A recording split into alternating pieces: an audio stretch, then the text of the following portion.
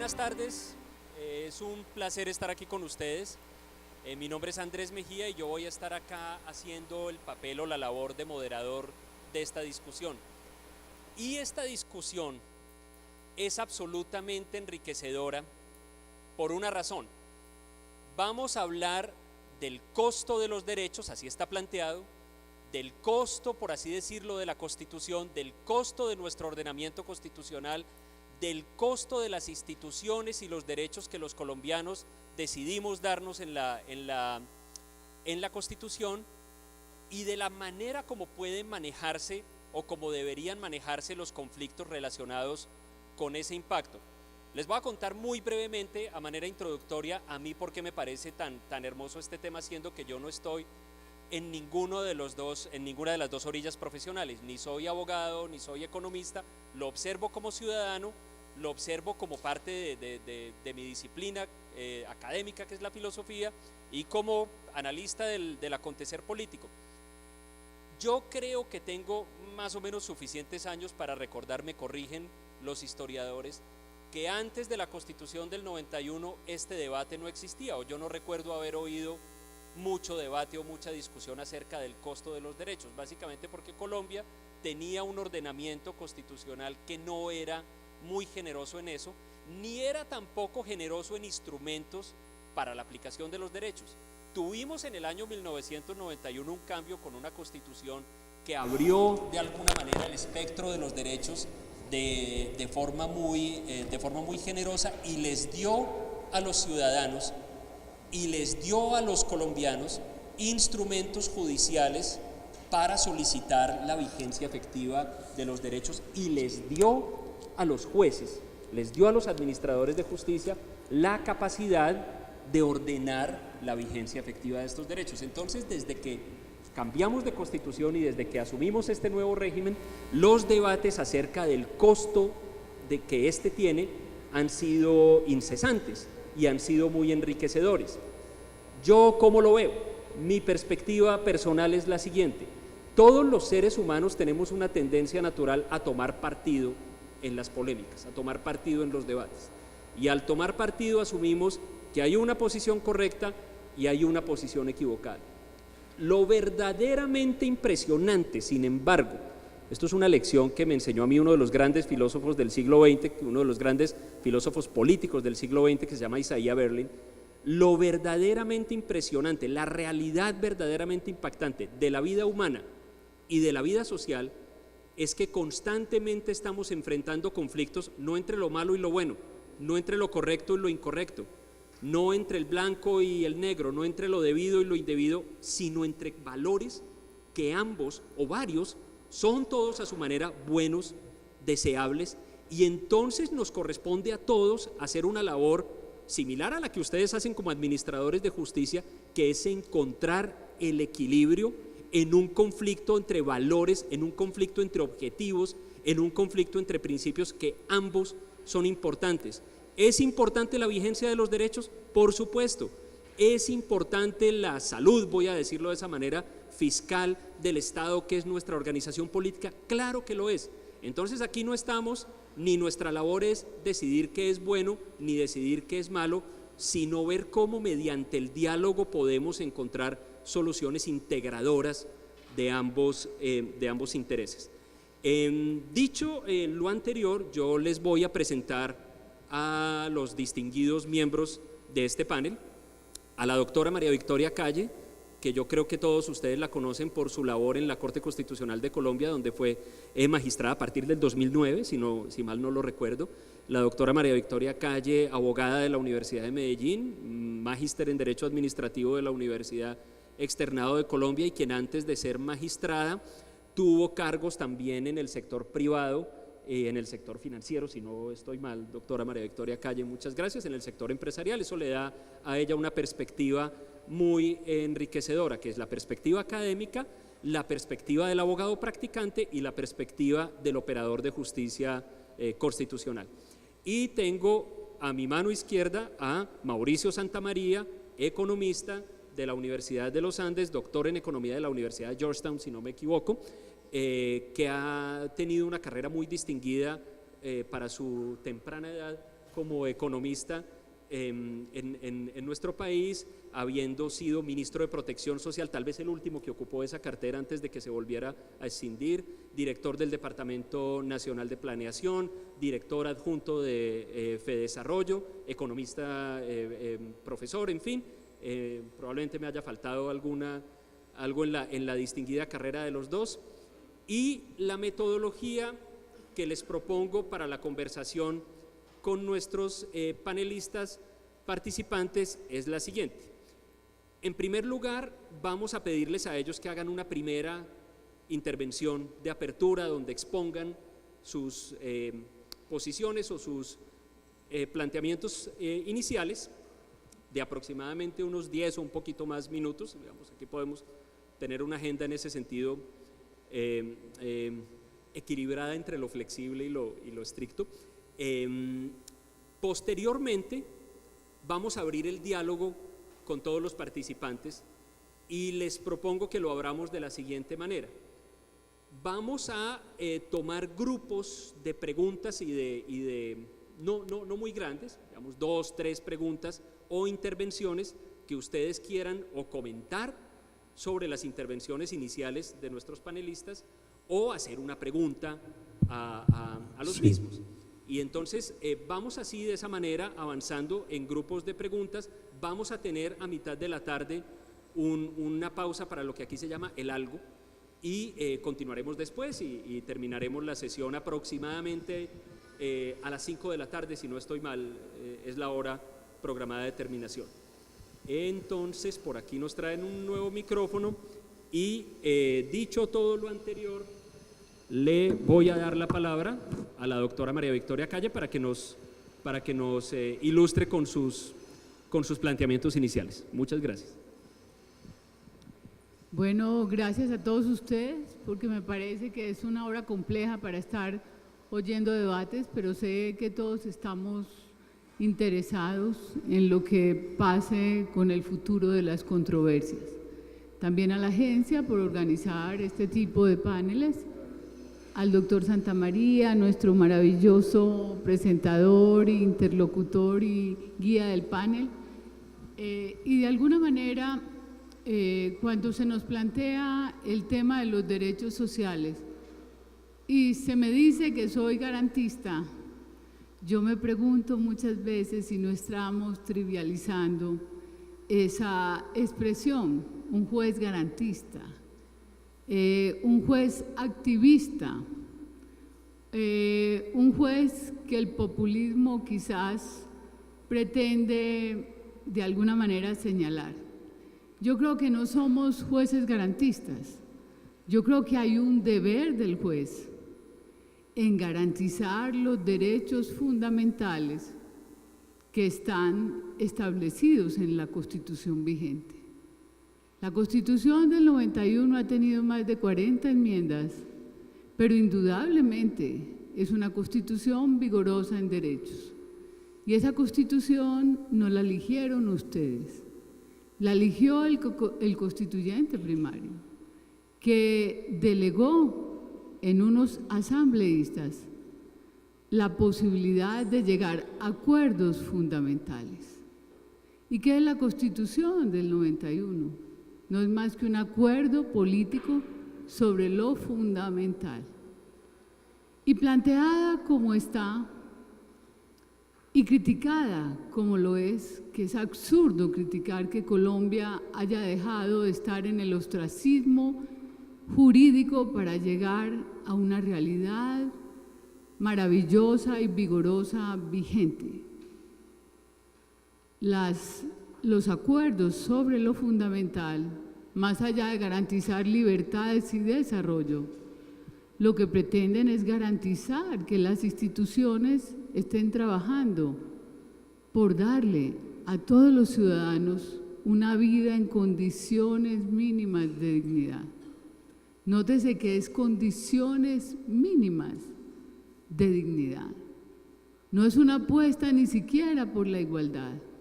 Es una apuesta real por dignificar a los seres humanos, por aplicar a través de la interpretación constitucional que es un instrumento imperfecto la reivindicación de esos seres humanos y por lo menos darles el abrigo necesario en condiciones básicas de vida, que es lo que todavía no logramos, no porque la Constitución haya sido un fracaso, sino porque la Constitución es una Constitución muy joven.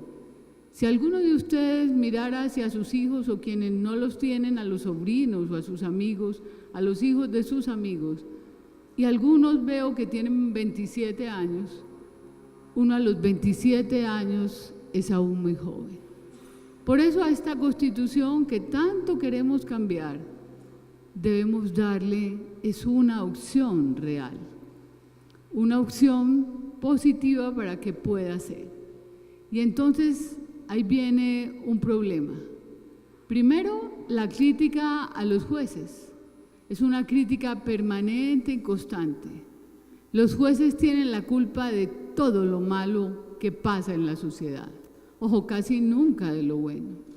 Pese a que esos jueces y esos funcionarios judiciales se erigen como una sólida base de la democracia. ¿Nos hemos equivocado? Claro que sí. ¿Hay indignidades en las altas cortes? Claro que sí. Nunca debieron pasar. Nunca debimos ofender a los ciudadanos colombianos. Nunca. Porque un juez que llega a esa dignidad tiene que ser un valor para la sociedad. Eso lo tengo claro. Pero que los jueces colombianos trabajan incansablemente por dar una respuesta judicial es una realidad que no podemos desconocer. Que la dan tardíamente, claro que sí. Es que hace tiempo que la demanda superó la capacidad instalada de los jueces. Hace mucho tiempo. Y si comparamos Latinoamérica, claro que tenemos menos jueces por número de habitantes y número de demanda judicial efectiva. Las tenemos. Pero entonces hay una crítica permanente diciendo que los jueces saben de derecho, pero que no saben de asuntos técnicos y que por lo tanto esos jueces han venido trazando políticas públicas, implementándolas y que realmente sus respuestas no han sido técnicas. A esa objeción técnica yo respondería que los jueces sí saben de derecho y se apoyan en conceptos técnicos muy válidos. Generalmente cuando tenemos discusiones muy duras que tenemos que decidir, llamamos a los expertos. Y los expertos son los peritos auxiliares de justicia que por sus hojas de vida tienen un experticio muy grande, o los expertos pueden ser organizaciones civiles o universidades que respetamos. Hay que oír sus voces en el proceso y generalmente, incluso para trazar el problema jurídico y la respuesta y las órdenes que vamos a dar, oímos esas voces de los expertos. Y hay también una objeción hacia la actividad de los jueces. Los jueces han asumido un compromiso y una defensa con los derechos. Derechos que, como ya señalé, no nos los inventamos. Están garantizados en esa carta vigente, que es la Constitución Política del 91. Entonces, la objeción es que en esa defensa de los derechos y el alcance y definición de los mismos, el juez ha pasado a ser una especie de aristocracia judicial. Aristocracia, me moriría de la risa, todos somos menos aristocráticos. Yo creería que lo que el juez hace es que cuando la puerta de la democracia está cerrada para muchos sujetos vulnerables de este país, entonces el juez actúa, porque el juez, aunque sea uno, aunque pertenezca a una corporación judicial, casi siempre desarrolla una función contramayoritaria. Y he venido diciendo en muchos de estos espacios que incluso autores que son radicalmente opuestos a un activismo judicial, como Carlos Santiago Nino, desaparecido hace mucho rato ya, desafortunadamente, como Roberto Gargarera, como Yermere Gualdrón y muchos otros. Esos autores dicen es que el papel del juez es interpretar la Constitución, no como letra muerta, es recoger cuando la puerta de la democracia está cerrada a esas minorías, porque su función es esa, es de alguna manera dar una respuesta auténtica en ese instrumento de interpretación que constituye la Constitución, inacabado, imperfecto, pero es un instrumento muy valioso, precisamente para reivindicar al ser humano. El juez tiene que actuar, y tiene que actuar pese a la objeción crítica, técnica y democrática. No ha tomado competencias de las que carece. Ha respetado la competencia del Congreso de la República, ha respetado la competencia del gobierno, pero cuando los ojos de la democracia y del gobierno están cerrados, ha trazado criterios en sus sentencias, como la T-025 tan criticada, la T-760 tan criticada, y como las sentencias de cárceles, no para trazar una política pública, sino para señalar unos criterios para que todo un gran conglomerado de ciudadanos encuentren una razón en su existencia y una posibilidad de dignidad humana. Eso es lo que hacen los jueces de este país. Muchas gracias, doctora María Victoria Calle. Entonces le doy la palabra a Mauricio Santamaría, ya suficientemente presentado. Muchas gracias, doctor Mejía. Quiero empezar con un saludo a todos ustedes, expresarles mis más profundos respetos por la labor que los jueces y los administradores de justicia realizan en el día a día. Para mí realmente es un privilegio poder estar aquí y debatir estos temas que realmente son de la mayor importancia. También quiero agradecerle al doctor Grillo la invitación, a la agencia en general, porque tener la visión para hacer este tipo de discusiones es realmente importante, sobre todo en la coyuntura en la que estamos ahora en Colombia, y ya me referiré a eso un poco en lo que le diga. Y un saludo, por supuesto, a la ilustre doctora María Victoria. Es un placer estar con usted, y a nuestro gran moderador. Bueno, yo empiezo por decir que yo estoy totalmente de acuerdo con lo que nos decía la doctora Calle en varios aspectos. O sea, la labor del juez tengo clarísimo, y creo que así hay que tenerlo, pues que es fallar, ¿sí? Tienen un trabajo que es fallar ante un caso que tienen ahí, y en ese momento hay que fallarlo, y deben fallar en derecho, y deben fallar atendiendo a los requerimientos legales, y como lo decía la doctora María Victoria, pues interpretando la Constitución, las leyes, las normas que haya que interpretar para el fallo.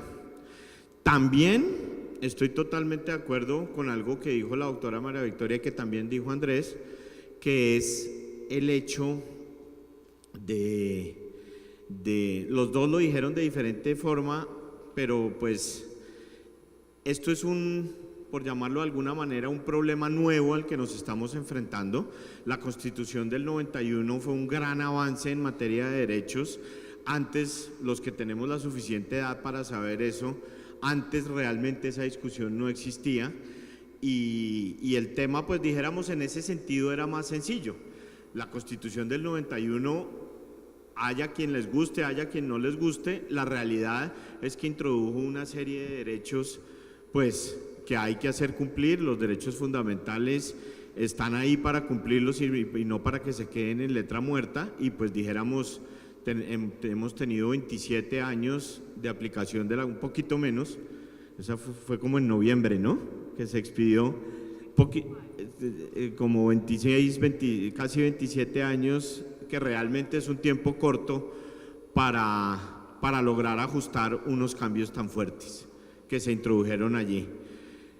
Pero desde el punto de vista, dijéramos, mío como economista en particular y en general del gobierno, pues el gobierno y yo como economista uno y como director de planeación o como lo que haya, los cargos que haya tenido, uno tiene una responsabilidad también muy grande, que es garantizar esos mínimos vitales a que se les refería la doctora María Victoria a todas las personas, ¿sí?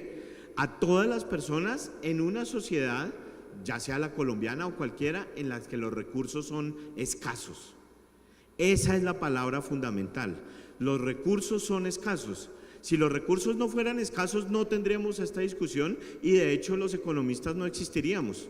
Porque lo que hacemos los economistas es ver cómo asignar unos recursos escasos para poder satisfacer unas necesidades para todo el mundo. Y en ese sentido, cada vez que uno tiene un gasto adicional para, ya sea para cumplir un fallo o para lo que sea, o una política pública nueva que empieza, pues son recursos que uno está cogiendo de alguna parte y se los está quitando a alguien y se los está dando a otra persona o a otro grupo o a otra política. Los recursos no son infinitos como el aire, los recursos, el dinero, los recursos gerenciales no son infinitos y eso es lo que hace esta discusión tan profunda. Yo creo que todos tenemos el mismo objetivo es garantizar unos mínimos vitales como se han venido llamando. Lo que pasa es que la visión de cómo garantizarlos es muy diferente, porque desde el punto de vista de la administración, del ejecutivo, del gobierno y desde el punto de vista del economista, está siempre la disyuntiva: si yo voy a tener estos recursos para utilizarlos en esto, ¿a quién se los voy a quitar? O ¿de dónde los voy a sacar? ¿Sí? Que es el segundo punto al que me quiero referir con un poco de detalle. Yo muchas veces oigo en las discusiones de prensa, en todas partes, o en las discusiones políticas, no, es que eso lo tiene que pagar el gobierno, que eso lo pague el gobierno, que eso lo pague el Estado. Y esa es una frase que no tiene ningún fondo, porque para estos fines el Estado, primero el Estado somos, pues el Estado es todo, el Estado es la justicia, es el legislativo, es el ejecutivo, pero ese no es el punto de fondo. El punto de fondo es que el gobierno, dijéramos, para esta discusión no existe, porque el gobierno no tiene plata. El gobierno no tiene plata. La plata la ponemos todos los contribuyentes y cuando uno habla, esto lo tiene que pagar el gobierno, lo que de verdad uno está diciendo es, esto lo tiene que pagar el contribuyente.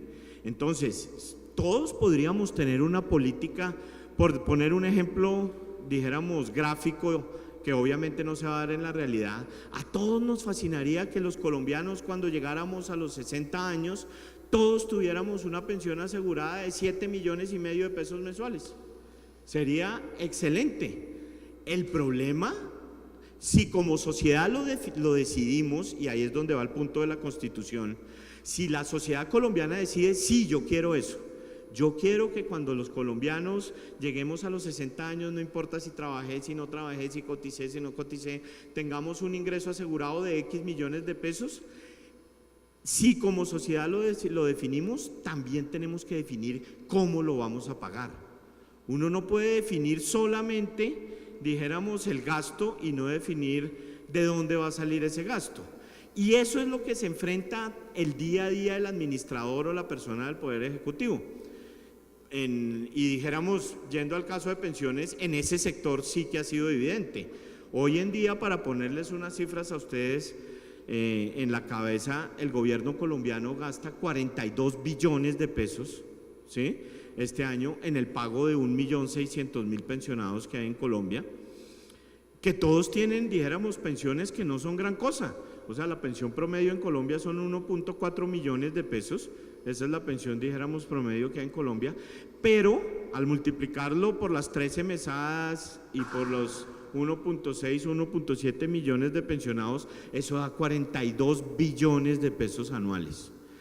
Para que ustedes lo tengan en la cabeza, el IVA del 19% recauda en Colombia 30 o 31 billones de pesos anuales. Todo el IVA que pagamos todos los colombianos no alcanza para pagar las pensiones, ¿sí?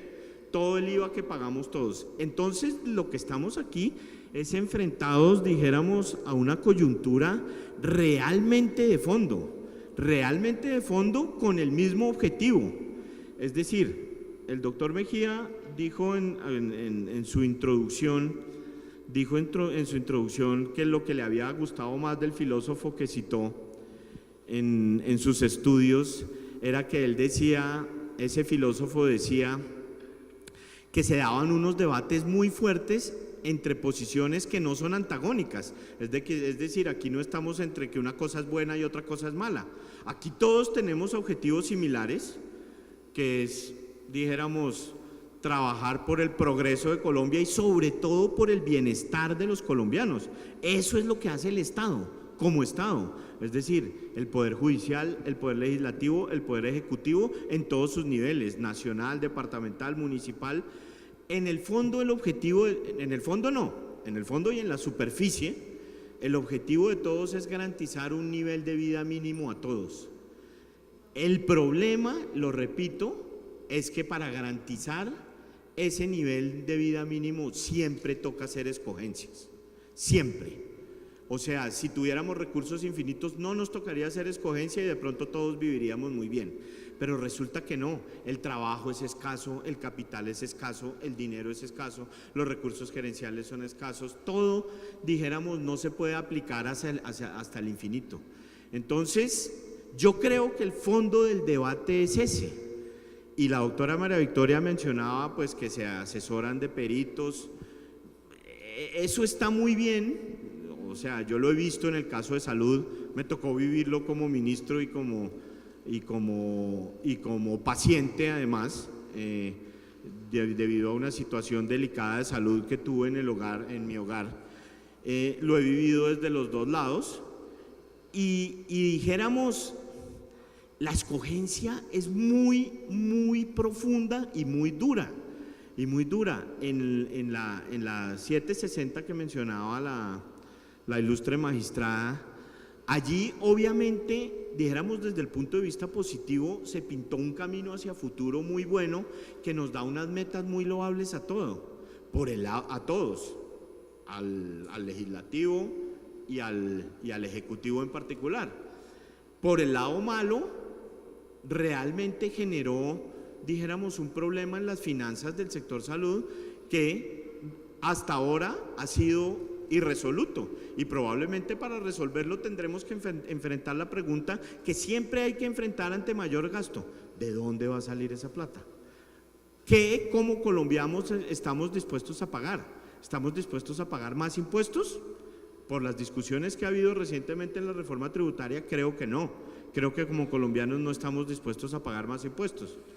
Entonces, como sociedad, hacemos escogencias que pueden ser, dijéramos, enfrentarse entre ellas.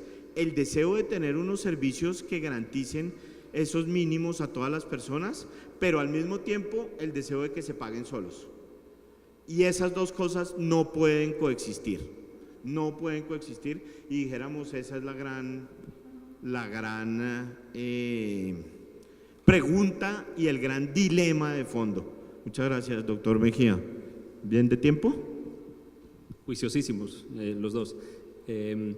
Muy, muy disciplinados con el tiempo. Muchas gracias. Entonces, agradeciéndoles a los dos por sus intervenciones y antes de darles a ustedes la palabra para escuchar también sus intervenciones y sus preguntas, yo tengo una impresión bastante profunda de lo que he oído de ambos lados, porque de nuevo, y no es que yo esté aquí únicamente en el papel de conciliar por conciliar, lo que voy a decir es una impresión totalmente cierta, oigo a la doctora María Victoria Calle y encuentro no solamente razón, sino mucha verdad en su planteamiento de la Constitución como una Constitución garantista, sin que eso signifique el sentido peyorativo y frívolo que se le ha dado últimamente en los medios de comunicación, que es un sentido que yo lamento cuando se dice que es que los jueces son más garantistas y no piensan en los deberes, ese tipo de cosas. Naturalmente la Constitución es garantista, esa es su inspiración y eso, por así decirlo, no tiene nada de malo. Tenemos una realidad que es una realidad de nuestro pacto político, por así decirlo, que es una Constitución generosa y garantista en derechos, eso nadie lo niega y no creo que nadie quiera volver atrás, retroceder con respecto a eso. Es decir, la solución al dilema que nos estamos planteando acá, no creo que nadie, absolutamente nadie, suscriba como solución simplemente dejar atrás esos avances garantistas y volver a un régimen que no lo sea, porque pues nadie va a sentir que eso solucionó el dilema, sino que simplemente lo partió por la mitad. Pero por otro lado, también es cierto, es casi una verdad evidente, que los recursos con los que una sociedad cuenta para satisfacer sus necesidades y para satisfacer las peticiones ciudadanas tienen dos características. Una es que son limitados y otra es que por ese carácter limitado tienen que ser objeto de un proceso de asignación en el que haya algo de justicia y algo también incluso de democracia. Por eso yo les planteo un tema inicial y es, Mauricio decía, hay que hacer escogencias, la sociedad tiene que tomar decisiones y si yo saco de acá para poner acá, estoy de alguna manera tomando una decisión, privilegio esta en contra de esto. Entonces uno oye gente que le dice, esa labor de asignar el gasto público debía corresponderle únicamente a un órgano democrático como el Congreso, donde todos los sectores de la sociedad estén representados y se pueda llegar a esa decisión y no a los jueces. Sin embargo, yo me pregunto, ¿no estamos ya en un punto en el que el papel del juez como determinador del gasto es irreversible? Es decir, ¿no dio Colombia ya un paso y otros países del mundo frente al cual yo encuentro relativamente difícil que se pueda volver a una situación anterior? Y otro tema que les planteo es, pregunta también Mauricio, ¿estamos dispuestos a pagar más porque las cosas cuestan más? Conversando con algunos de ustedes esta mañana me decían, yo no le puedo negar a la persona que me pide y sobre todo, por ejemplo, si es una víctima y que me pide con todo fundamento de derecho, yo no le puedo negar lo que en derecho le corresponde. Entonces, en ese sentido, encuentro que muchas veces en la función judicial se puede sentir uno como entre la espada y la pared, es decir, ser consciente de la limitación de recursos, pero por otro lado ser consciente también de que la labor de dictaminar el derecho no puede desconocer las peticiones justamente elaboradas y justamente presentadas. Entonces, me pregunto cómo se podría matizar esa cuestión de si estamos dispuestos a pagar más, sobre todo cuando a uno le dicen, doctora María Victoria y Mauricio, todo el tiempo bueno, pero aquí hay recursos que se pierden en Reficar, que se pierden en Odebrecht, en fin, ¿por qué no va a haber recursos para los pensionados? ¿Por qué no va a haber recursos para la salud, etcétera? Sí, no sé si quisieran comentar algo de eso o pasamos a escuchar las intervenciones. Comentémoslo porque es que a mí me parece que hay una equivocación en el concepto. O sea, básicamente el juez no es ordenador del gasto y la regla, el juez no es ordenador del gasto, doctor Santamaría. Y lo segundo es que se pretende aplicar la regla fiscal a los derechos fundamentales. Y uno de los presupuestos del incidente de impacto fiscal y de la declaración de exequibilidad del acto legislativo 3 del 11, básicamente, ¿cuál fue? Es no regresión en los derechos fundamentales. Usted no puede aplicar la regla fiscal para afectar derechos fundamentales, porque es que lo que los jueces tienen es un deber de garantizar esos derechos. Y no es una constitución garantista, es una constitución vigorosa en derechos. Es una constitución que puso a Colombia al orden del día, del ordenamiento jurídico mundial. Era que teníamos una constitución del año 86. Y entonces me voy a tres aspectos que le preocupan mucho a todos los economistas del país y a nosotros también. Pero resulta que es que los jueces, es que el problema fiscal de Colombia no descansa en las sentencias de los jueces, ni en la garantía de los derechos fundamentales. El problema fiscal de Colombia es una deuda pública que la está agotando y es una deuda pública que se tomó para garantizar la instrumentalización de una política económica, pero es que el problema fiscal de Colombia no es las sentencias de los jueces. Y en segundo lugar, nos hablan siempre del sistema de salud. El doctor sí que es experto en eso porque lo reconozco. Y básicamente es que el sistema de salud no nos lo inventamos nosotros. Está diagnosticado, rediagnosticado, y todo el mundo sabe dónde está el problema grave del sistema de salud, que es la corrupción.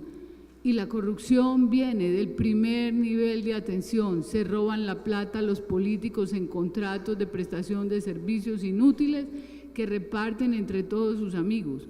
Segundo lugar, el problema de salud viene de la intermediación de los medicamentos. El ministro de Salud ha puesto me parece que ha ajustado un poco el tema, pero yo sé que usted, por eso le dije que lo reconocía, doctor, porque yo sí que he estudiado ese tema. Entonces, le digo, no es problema de los jueces, los problemas de las pensiones, donde hubo un estudio actuarial serio en el Instituto de Seguros Sociales. Las reservas de pensiones de este país se las hurtaron en las narices de todos los colombianos. Todos aportamos al sistema de pensiones 40 y 30 años, que es que algunos magistrados auxiliares y responsables, lo reconozco, duraron 3 meses y se jubilaron con 20, tienen toda la razón, pero ese es el punto 00 punto, el resto nos pasamos 30 y 40 años aportando al sistema de salud. Y los fondos privados se quejan porque quieren anular la prima media, y esa es toda la verdad. Quieren anular la prima media con prestación definida. Pero ¿dónde están entonces las reservas que teníamos en pensiones? ¿Dónde está el aporte de miles de ciudadanos en 30 y 40 años apostándole a un sistema de salud? ¿Dónde están las semanas de cotización de esas personas? Entonces, ahí es donde no es el juez el que tiene la culpa. Es que el problema fiscal, y vuelvo y digo, no descansa en las sentencias del juez, no descansa en garantizar unos derechos mínimos de tantos ciudadanos que no tienen nada para existir en un estado social. Es que es imposible, esa es la fórmula. Entonces, estamos diciendo que los jueces tienen la culpa, estamos diciendo que siempre está allí la culpa, y usted, doctor, lo ha tocado maravillosamente, Reficar todos los problemas de este maravilloso país, porque sigue siendo maravilloso, a pesar de que Obredez, Reficar, las vías principales y alternas acaban con toda la economía de este país. Entonces, ahí es donde está realmente el problema, no en las sentencias de los…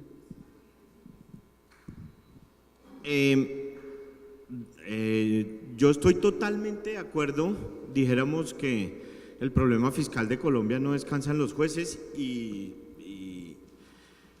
si eso es lo que se interpretó de lo que dije, pues no, eso no quiero que eso quede en el aire. Yo lo que quiero decir, y eso lo reitero, es que las decisiones que enfrentamos, los jueces por un lado, los administradores o el ejecutivo por otro, dijéramos, tienen un objetivo común, pero un lado, o no sé cómo llamarlo, una manera de abordarlo diferente dado el trabajo de cada uno. Yo sé que el tema fiscal no descansa en los jueces, o sea, el hecho es que el gasto público en Colombia empezó a aumentar de manera sustancial a partir de la Constitución del 91, eso pues es un dato real. Antes de la Constitución del 91, Colombia era un país que gastaba entre 10 y 11 puntos del PIB anualmente, y desde la Constitución del 91 estamos gastando 23, 24 puntos del PIB anualmente, o sea, se ha duplicado. Es decir, como sociedad sí tomamos la decisión en el año 91 que íbamos a ser un país que íbamos a gastar mucho más de lo que veníamos gastando para garantizar ciertos derechos. Eso lo tomamos. La parte de la decisión que no tomamos es quién iba a pagar eso. Eso no lo tomamos, y Colombia es un país que recauda en impuestos 13 puntos del PIB. 13 puntos del PIB en impuestos nacionales. Cuando usted suma los impuestos regionales y el resto de impuestos chiquitos que hay por ahí, llegamos como mucho a 20 puntos del PIB, como mucho, ¿sí? Cuando el promedio mundial de recaudo de impuestos es 26, 27 puntos del PIB. Pero aparte del promedio mundial, Colombia es un país que recauda en impuestos, dijéramos, exagerando, 20 puntos del PIB y gasta 25. Esa es la realidad. Y dijéramos, los grandes gastos que tenemos, o sea, la realidad de las cifras es que los grandes gastos que tenemos son las pensiones, el sistema, las pensiones que son 4 puntos del PIB, los 40 y pico billones que les estaba hablando ahorita, la salud, que son otros 4 puntos del PIB, 4 y medio, la educación, que son otros 4 y pico puntos del PIB, el gasto en defensa, que son otros 4 puntos del PIB, o sea, entre esos tenemos 18 de los 25, ¿sí? 18 de los 25, o de los 20, entre solo esos gastos que les acabo de mencionar, tenemos ya todo el recaudo de impuestos y todavía no ha empezado usted a pagar las víctimas, todavía no ha empezado usted a construir carreteras, todavía no ha empezado usted a hacer vivienda, todavía no ha empezado a hacer acueducto. O sea, todo el recaudo tributario de Colombia se lo absorben esos 4 sectores en un abrir y cerrar de ojos. Esa es la realidad. Entonces, yo lo que creo que es que tenemos que encontrar, dijéramos, un camino que logre, dijéramos, volver compatibles esas dos posiciones. La Constitución es la Constitución y tenemos que garantizar esos derechos. Y como lo dijo Andrés, yo no creo que nadie quiera volver a la Constitución del 86. Yo creo que eso es algo del pasado, o a una nueva Constitución que no tenga, dijéramos, ese componente de derechos fundamentales también planteado como lo tiene la Constitución del 91. Yo lo creo así, pero sí tiene que haber una manera en que eso se pueda lograr de manera gradual, de manera más coordinada entre las diferentes ramas del poder, porque yo lo que creo es que está faltando una coordinación muy importante. O sea, hoy la ley y la Constitución le asignan al Poder Legislativo la distribución del gasto, ¿sí? Y por eso es que el Gobierno Nacional hace un proyecto de presupuesto que es discutido en el Congreso y el Congreso es el que tiene, dijéramos, la potestad de mover sus partidas y hacer. Y en ese sentido, el respeto a la misma, dijéramos, pilar de la democracia, que es la independencia de los poderes, llama a que, dijéramos, el legislativo sea el que distribuye el gasto y el que lo ordena es el ejecutivo, ¿sí? Así está, dijéramos, diseñado el esquema normativo de Colombia desde la Constitución hasta o sea, pasando por las leyes, los decretos, las resoluciones, las circulares, las cartas, etcétera. Así está diseñado. En la práctica, sin embargo, dijéramos, sí hay una labor del Poder Judicial en la asignación del gasto. En la práctica sí la hay, porque pues la sentencia de desplazados obliga, que no me acuerdo qué número fue esa, en el 2005, la 795, eso, T025, gracias, que eso fue en el 2005, pues obligó a mover unos recursos importantes a ese sector. O sea, en la práctica sí lo hay. Entonces, ya para concluir esto, porque sé que me alargué un poco, y para ir también a algo que usted mencionó, pues sí, hay problemas de corrupción, hay problemas de gasto, no solo de corrupción, sino que también en algunos casos no son tan ciertos como se quieren, pero bueno, eso es otra discusión en la que no me voy a meter, pero hay problemas de corrupción grandes, hay problemas de ineficiencia en el gasto que debemos solucionar y hacia allá debemos ir todos, una mayor eficiencia en el gasto, un mayor control de gasto, pero eso tampoco, así como la doctora María Victoria dice que el responsable del déficit fiscal no son los jueces, tampoco el responsable del déficit fiscal es la corrupción. O sea, el déficit fiscal ha aumentado, dijéramos, se ha casi que triplicado en 25 años en Colombia, en respuesta a un nuevo modelo de sociedad que adoptó la Constitución del 91. Eso es una realidad que la muestran las cifras, que la muestra todo y contra eso no hay ningún argumento que quepa en contra. Entonces, yo lo que creo es que si no armonizamos, dijéramos, un trabajo conjunto entre las tres ramas del poder, pero que de verdad sea conjunto, va a ser muy difícil que no entremos en una situación, dijéramos, de choque que se ha venido dando y que pues hacia futuro es lo que tenemos que evitar.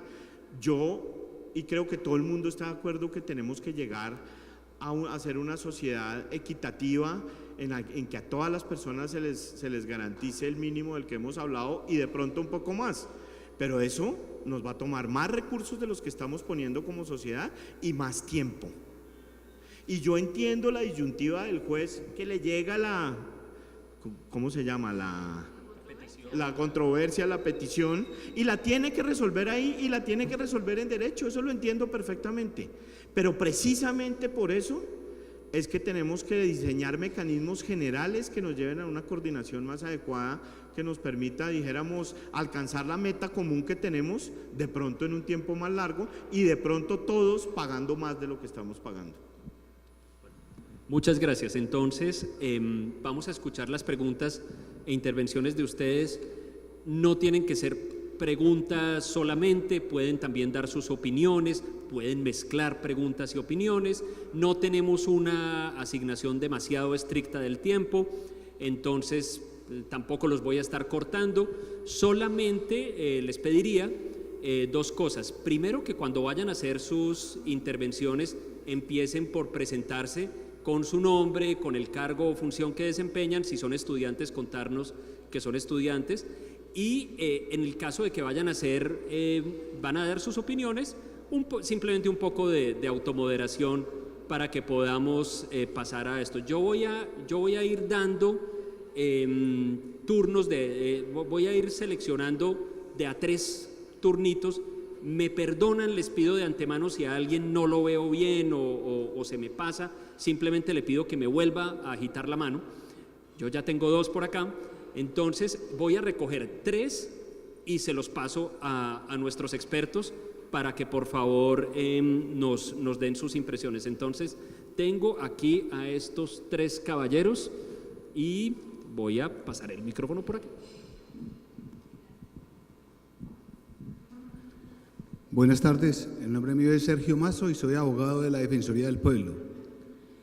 En relación a la exposición, para mí es muy claro que obviamente que los jueces no realizan o no ejecutan el gasto público de la nación, pero también es muy claro que a través de la nueva Constitución Nacional se estableció una responsabilidad que antes la tenían el legislador, que era entrar a legislar, obviamente que la tienen todavía, a legislar en relación a derechos.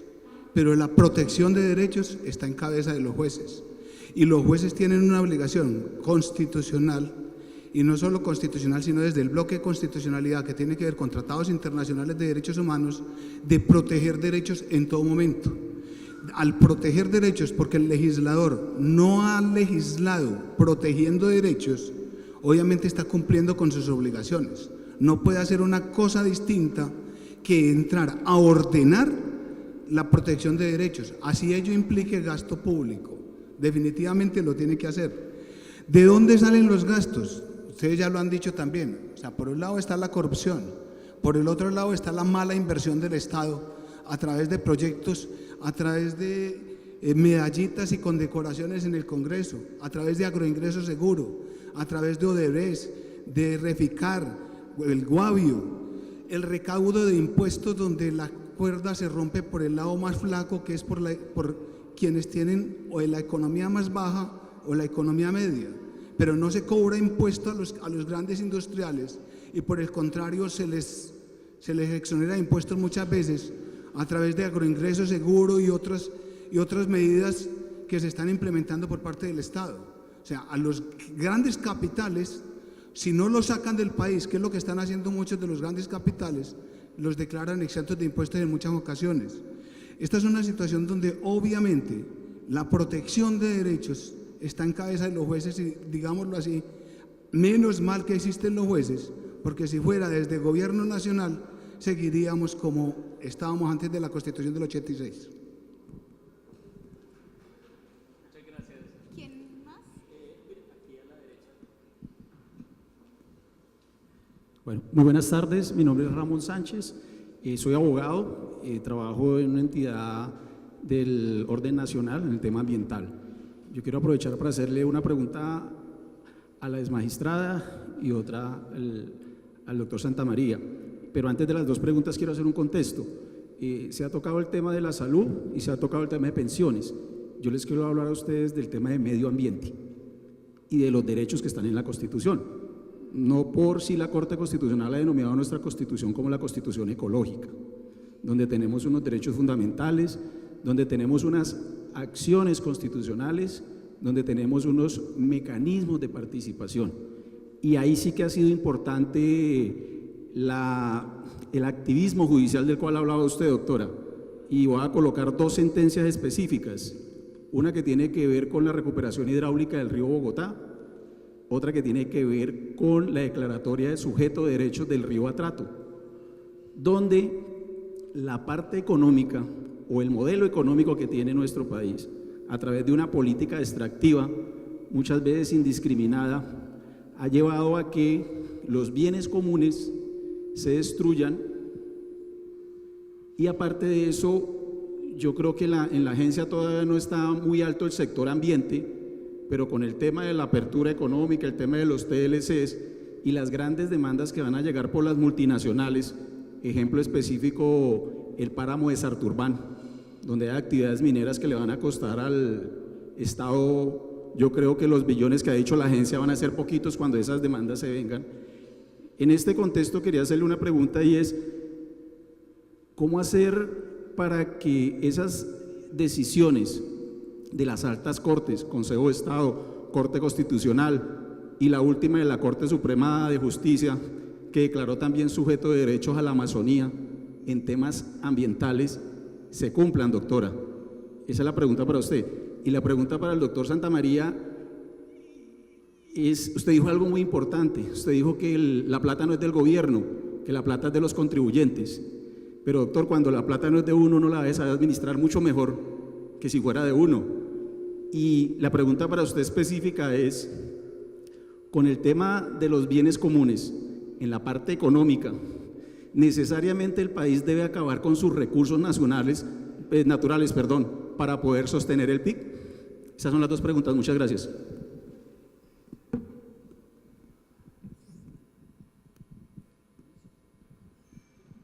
Muy buenas tardes, mi nombre es Óscar Eugenio Ramírez García, soy abogado litigante y mi pregunta va para el doctor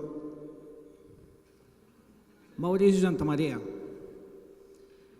Históricamente el IVA viene desde 1963 y ha ido aumentando paulatinamente. En este momento ya estamos en el 19% y el Estado a mí nunca me ha dado más por el hecho de que el IVA haya ido aumentando. Entonces, si el IVA lo aumentan, es para poder darle más servicios al pueblo. ¿Cómo se explica de que va subiendo y cada día le dan menos al pueblo?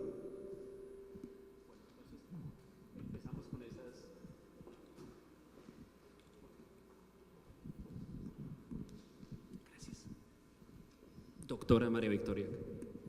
Bueno, otra vez, me parecen muy interesantes sus preguntas, pero básicamente quiero repetir, es que no hay jueces garantistas ni activistas, hay jueces que cumplen con un deber constitucional, que es lo que les corresponde, que es garantizar los derechos que están integrados a una constitución en vigor. Eso es lo que hace el juez. Lo que pasa es que se peyoriza esa idea, se trivializa, diciendo que es un juez activista y garantista. Y es un poco devolvernos entonces a la norma positiva de Kelsen, que simplemente la leemos pero no tiene vida y no la interpretamos.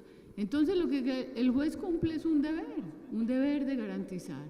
Los segundos sí se han producido unas sentencias muy importantes y la verdad es que no es la Corte la que ha dicho que la Constitución es una constitución vigorosa en medio ambiente, es que está transversalizada, no es la Corte, es el constituyente el que generó ese mandato de protección al medio ambiente. Entonces, ¿qué hacen tres jueces que me parecen muy importantes en este país?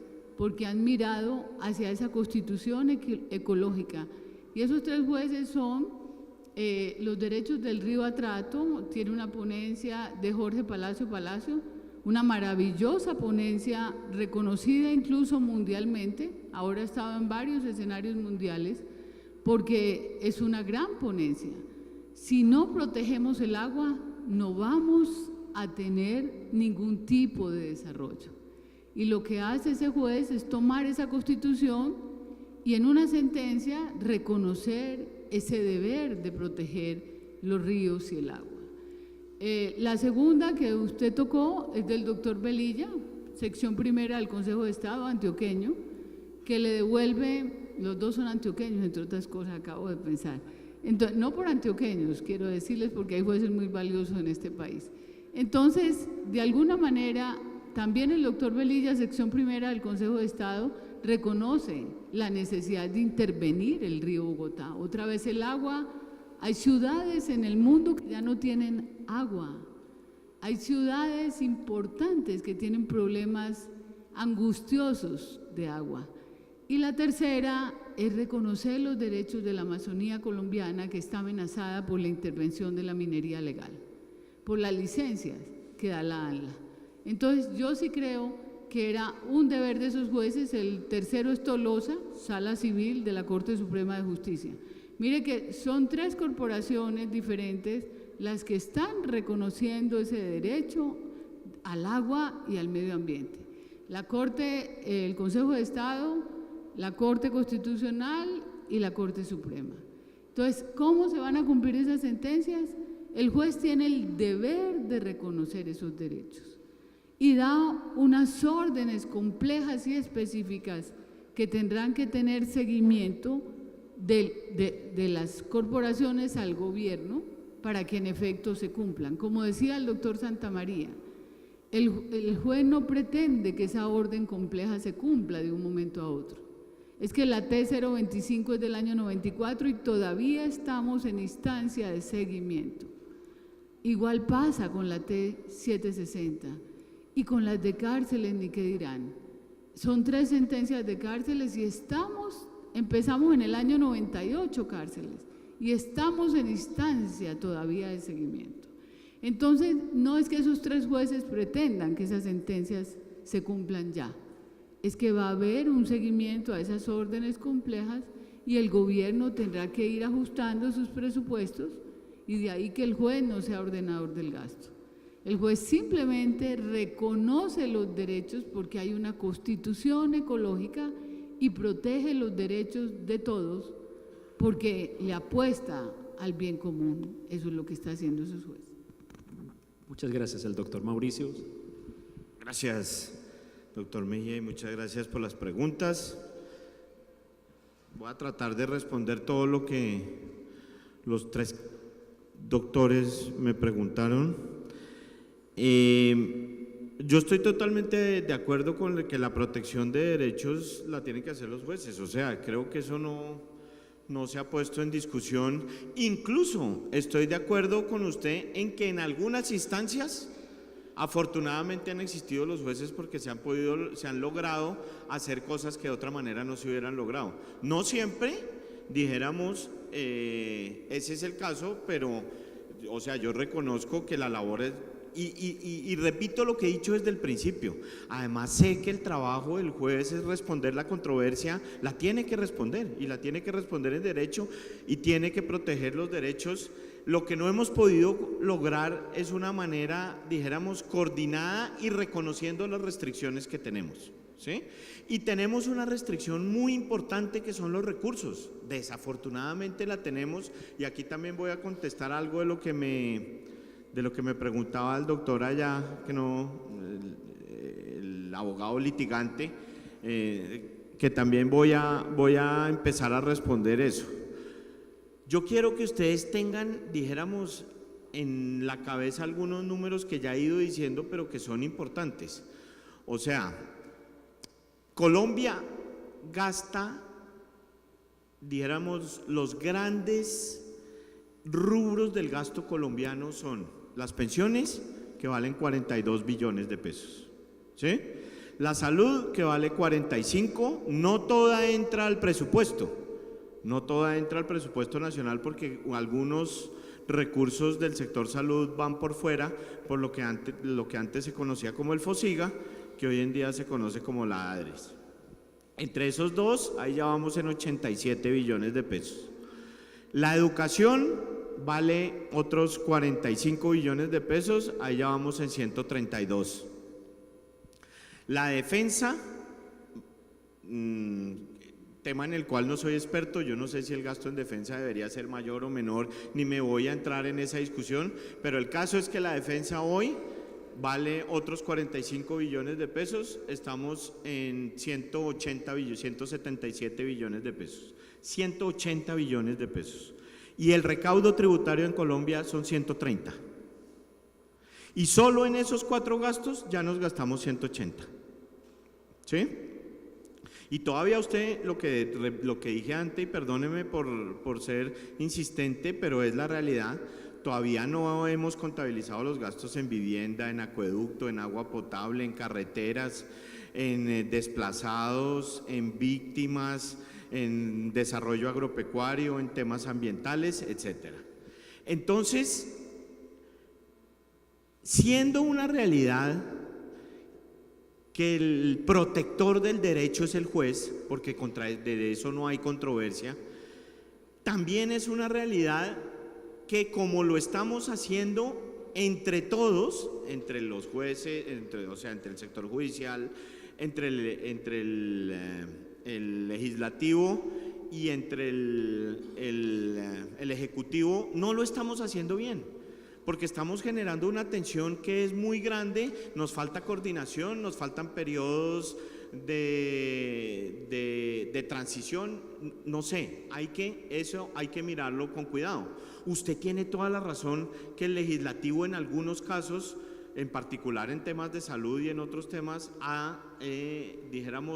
no ha dado la legislación que se requiere para poder avanzar en la protección de ciertos derechos, es verdad, y dijéramos, al judicial le ha tocado entrar a llenar un poco el hueco, y eso yo lo he vivido. Pero lo que también es cierto, y ahí sí me aparto un poco de lo que usted decía, y de lo que decía el abogado litigante también, es... No, primero voy a referirme a lo suyo y después porque me desordeno un poco. En Colombia, el impuesto a la renta, que es el único impuesto en el mundo que es un gran recolector de impuestos, pues de plata. De verdad, el impuesto que recoge plata es el impuesto a la renta, que en los países desarrollados recoge el 15-18% del PIB, en los países de ingreso medio recoge el 13-14% del PIB, porque es un impuesto grande. El segundo es el IVA, que es un impuesto más pequeño, pero dijéramos, esos son los dos impuestos grandes. No hay otro impuesto que pueda recaudar mucha plata, no existe. En Colombia el impuesto a la renta recoge 7 puntos del IVA, 7. La mitad de lo que recoge en países de nivel de desarrollo mucho más bajo que el de Colombia. ¿Por qué? Porque hay muy pocos contribuyentes. A diferencia de lo que usted mencionaba, que reclaen entre la clase media y la clase más baja, que sí es el caso del IVA, ¿sí? No es el caso de renta. En Colombia en renta hay 1.200.000 contribuyentes, somos 50 millones de habitantes y 5 millones y pico de empresas que podrían ser contribuyentes, y hay 1.200.000 contribuyentes. Entonces sí tenemos un problema fundamental, sí lo tenemos, en que hemos tomado una decisión de ser un país con un gasto público alto, pero con un ingreso tributario bajo, y eso es insostenible. Eso es insostenible. O sea, no puede ser que un país de ingreso como Colombia recoja al año 7% del IVA en impuesto de renta. Eso no puede ser, es demasiado bajo. Ahora, yendo al tema, perdón, al doctor ambiental, lo dejo de último porque es más relacionado la pregunta aquí. El IVA en Colombia no se instauró en el año 63, en el año 63 se instauró el impuesto a las ventas. El IVA se instauró en la reforma tributaria de 1984 bajo el gobierno de Belisario Betancur. No, había un impuesto a las ventas antes. El IVA, el impuesto al valor agregado, se instauró en el año 84 con una tarifa, si no estoy mal, de 12%. Sí, pero el IVA se instauró en el año 1984 con una tarifa del 12% y con una serie de bienes exentos que hoy en día siguen exentos. Del 12% subimos al 14% en el año 90, si no estoy mal, después 92, después subimos al 16% y ahora subimos al 19%. Y yo estoy, perdóneme que se lo diga, pero estoy en total desacuerdo con usted cuando dice que nos cobran más y no se nota nada. ¿Cómo va usted a comparar a la Colombia que teníamos hace 40, 50 años con la Colombia de hoy? O sea, en materia de educación, en materia de protección de los derechos, en materia de los gastos que se hacen, en materia de salud, en materia de pensiones, somos otro país totalmente diferente. El país que yo conocí de niño en los años 70 es totalmente diferente al país que yo conozco hoy. Y es un país que reconoce muchos más los derechos, que de hecho eso ha generado una conciencia de garantizar aún más los derechos. Puede que no tengamos un nivel de eficiencia y de transparencia en el gasto como el que quisiéramos, eso se lo reconozco, pero llegar uno a decir que es que cobramos mucho más para lo mismo, en eso sí me perdona, pero pues tengo que estar en total desacuerdo con usted. Colombia en los últimos 50 años se transformó de una manera sustancial y de hecho en lo que no nos hemos transformado es en el recaudo de impuestos. Seguimos recaudando impuestos como si fuéramos un país chiquito y resulta que ya somos un país de ingreso medio. En eso sí no nos hemos transformado. Y por último, con el tema ambiental, usted plantea una pregunta muy importante. Yo no soy experto en el tema ambiental y de hecho es una pregunta que yo también me he planteado. La única fuente, en el fondo otra manera de poner la pregunta que usted está planteando es: ¿será que la única fuente de riqueza que tenemos en Colombia es el tema minero energético? Difícil de decir eso. Espero que no. O sea, mi respuesta es espero que no, pero en el momento sí lo es. En el momento los sectores transables de la economía o sea, los sectores que se pueden vender en el exterior, que se llaman transables, que son, dijéramos, el agropecuario y el industrial, están bastante decaídos y llevan bastante decaído de harto tiempo, mientras el minero energético sí ha sido muy dinámico. Es una disyuntiva muy grande que tenemos como país, si queremos alejarnos de esa fuente de riqueza o si queremos seguirla explotando. Y es una decisión difícil, porque en este momento el sector minero energético produce recursos de manera… La mitad del impuesto de renta en Colombia, la mitad de esos 7 puntos del PIB, la generan las empresas mineras, generan las regalías. Es difícil cortar eso, pero por el otro lado, pues hay unos derechos y hay un bienestar desde el punto de vista ambiental que no estamos cumpliendo. Yo no tengo la solución para eso. Lo que sí le puedo decir es que estamos en mora de aplicar, dijéramos, políticas industriales que realmente reactiven la industria y el tema agropecuario, que sean de fondo, ¿sí? Que no lo hemos hecho.